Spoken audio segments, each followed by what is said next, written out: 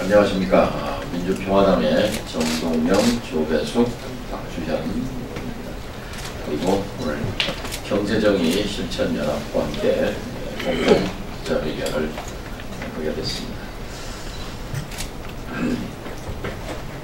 며칠 전 인터넷을 달군 뉴스 중에 하나는 수도권의 청년, 30대 청년 가장들이 어렵게 은행 대출을 받아서 들어간 다세대 주택 또는 빌라, 신혼주택 보증금을 떼인 사람이 수백 명 피해자가 발생하고 떼인 금액이 1000억대가 넘어가고 뉴스가 보도된 적이 있습니다.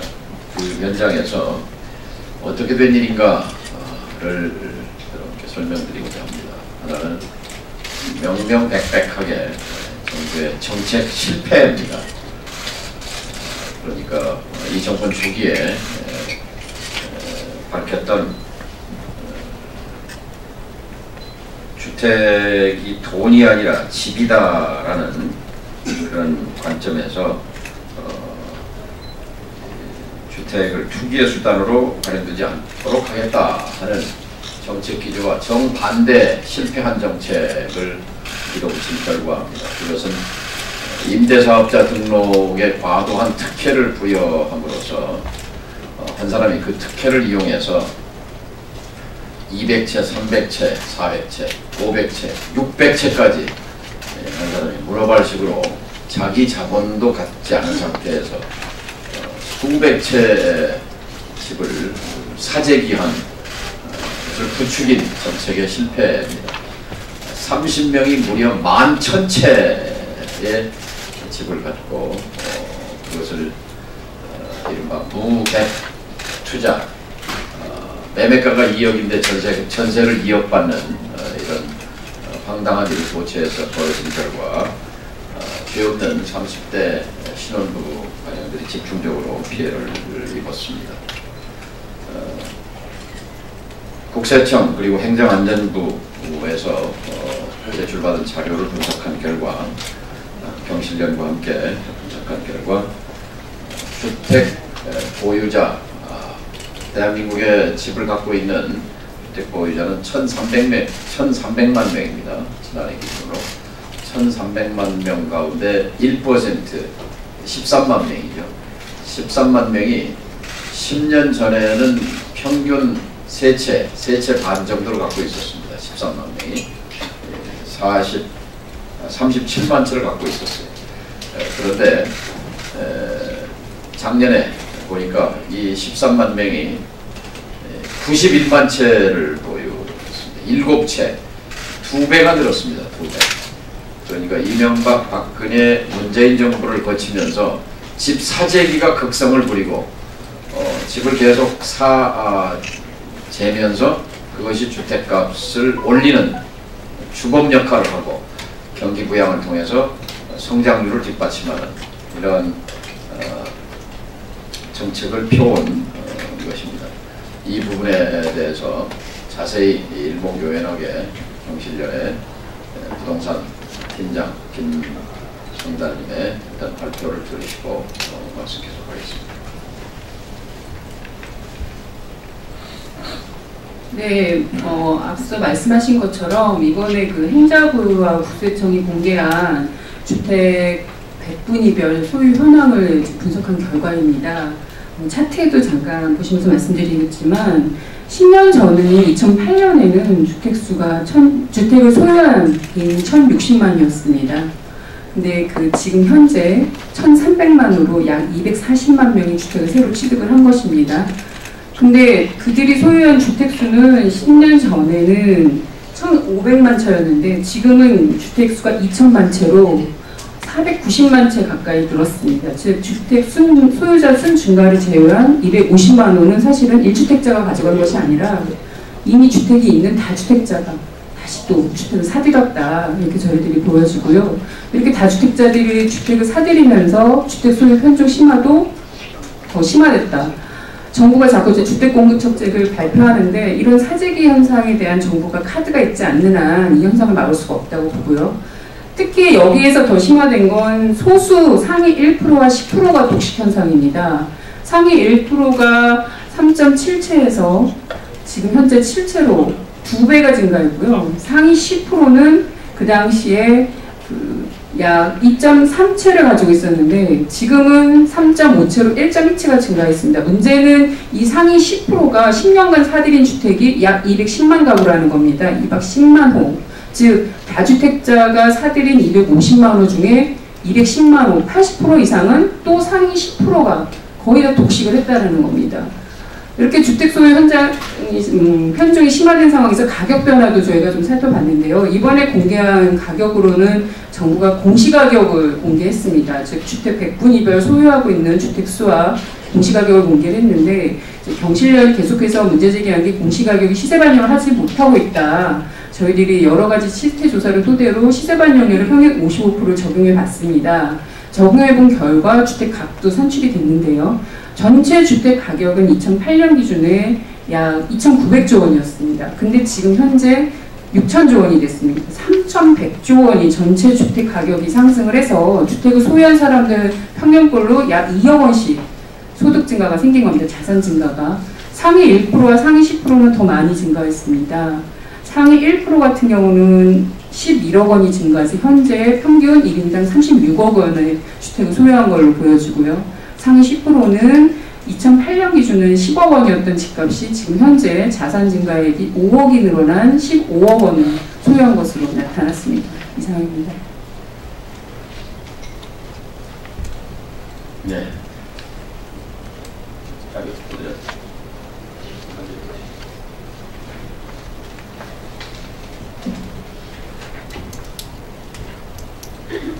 자, 말씀 잘 들으셨습니까?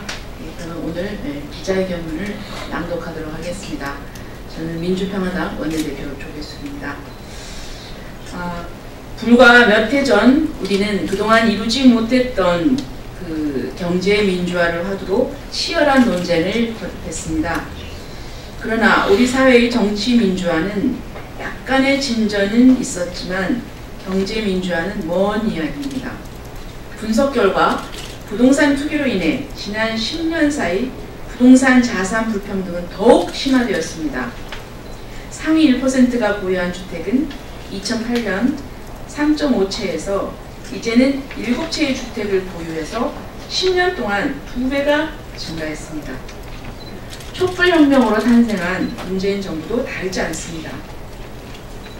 지난 10년간 부동산을 보유한 사람과 보유하지 못한 사람, 1주택자와 다주택자 간 자산 불평등이 심화되었습니다.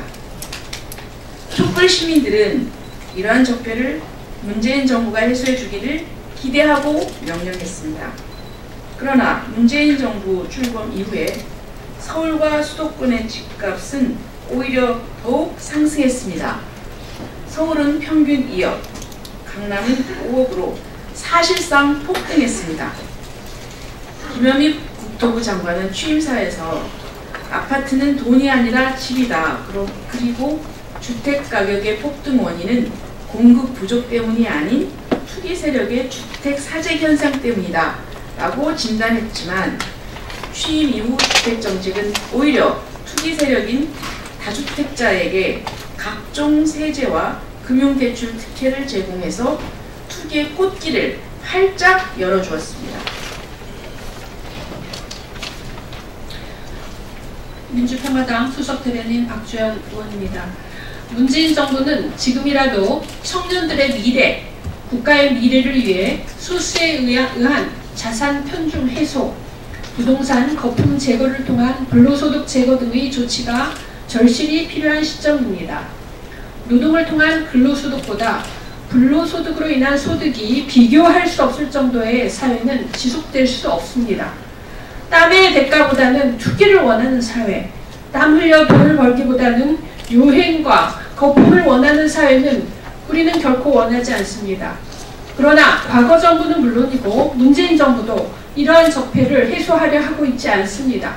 오히려 공급 부족 때문이라며 문재인 정부가 집값 안정을 이유로 3기 신도시 주택 30만 호 규모를 통해 주택 공급량을 늘린다고 합니다.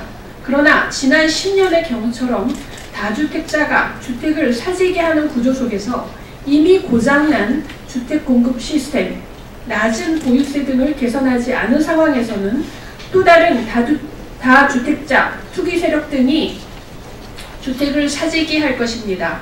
지난 참여정부 당시 2기 신도시 투기 붐을 결코 잊어서는 안 됩니다. 수백만 채의 주택을 공급했지만 여전히 대다수의 서민들은 주거 불안에 내몰려 있으며 청년층은 내 집 마련을 포기하고 있는 실정입니다. 더 이상 부동산 개혁을 미뤄서는 안 됩니다. 청년의 미래, 국가의 미래가 사라지고 있습니다. 정부의 부동산 정책 대전환을 촉구합니다.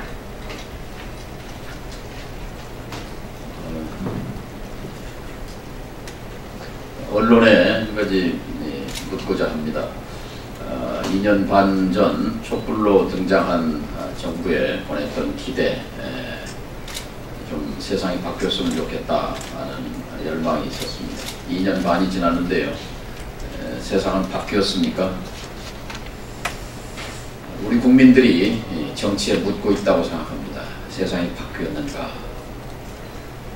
10년 전에 최저임금은 5,000원대였습니다. 최저임금 3,000원 올랐습니다.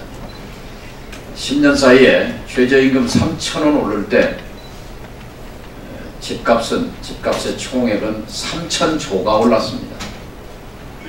10년 전에 대한민국의 주택 가격이 3,000조 원에서 작년에 6,000조 원으로 올랐으니까 3,000조가 올랐습니다. 이 정부는 첫 단추를 사실 부동산 불평등, 자산 불평등에 맞춰야 했습니다.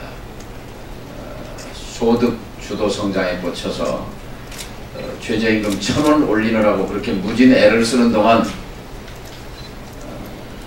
이 정부에 들어서만 해도 1,000조 단위의 부동산 가격 앙등이 있었습니다. 이 문제를 잡지 않고 이 문제에 집중하지 않고 양극화 불평등 해소를 말하는 것은 어처구니 없는 일이 되는 것입니다. 이 정부는 문재인, 박근혜 정부의 토지 정책을 답습하고 있습니다. 돌아가야 합니다. 보수 정권 시절인 노태우 정부 시절로 돌아가야 합니다. 노태우 정부를 배우시기 바랍니다. 노태우 정부는 토지 공개념을 도입하려고 무진 애를 썼고, 그리고 재벌 대기업이 보유한 비업무용 부동산에 대한 중과세 정책을 폈습니다. 그래서 재벌 대기업들이 토지 보유에 대해 부담을 느끼고 토지를 매각한 대금으로 투자에 나서도록 물기를 잡았습니다. 이 정부가 얘기하는 혁신경제를 하기 위해서는 재벌 대기업이 사람에 투자하고 기술에 투자하고 R&D에 투자해야 합니다. 땅에 투자하는 것을 막아야 합니다. 이명박 박근혜 정부 10년 동안 대기업들이 보유한 땅에 업무용, 비업무용 구분이 사라져버렸습니다. 관료 집단과 교수, 학계, 전문가들 합작으로 이루어진 이 거대한 음모 속에 부동산 투기 조장은 상위 1%의 다주택 사재기, 그리고 재벌 대기업의 땅 사재기가 광풍처럼 휩쓸고 지나간 10년입니다. 이 진실을 보지 못하고 이 부동산 투기 경제에 몰려가는 한국 경제의 방향을 바꾸지 않고는 젊은이의 일자리 창출은 어렵습니다. 다시 한번 이 정부에 묻습니다. 도대체 세상을 바꿀 의지가 있습니까? 철학이 있습니까? 정책이 있습니까? 이제 한 달 반 뒤면 방한점을 돕니다. 방한점을 돌 때 다시 지난 2년 반을 되돌아보기 바랍니다. 세상은 과연 얼마나 바뀌었는지. 우리에게 중요한 것은 조국보다 불평등 완화와 해소입니다. 부동산 정책의 일대 전환을 촉구합니다.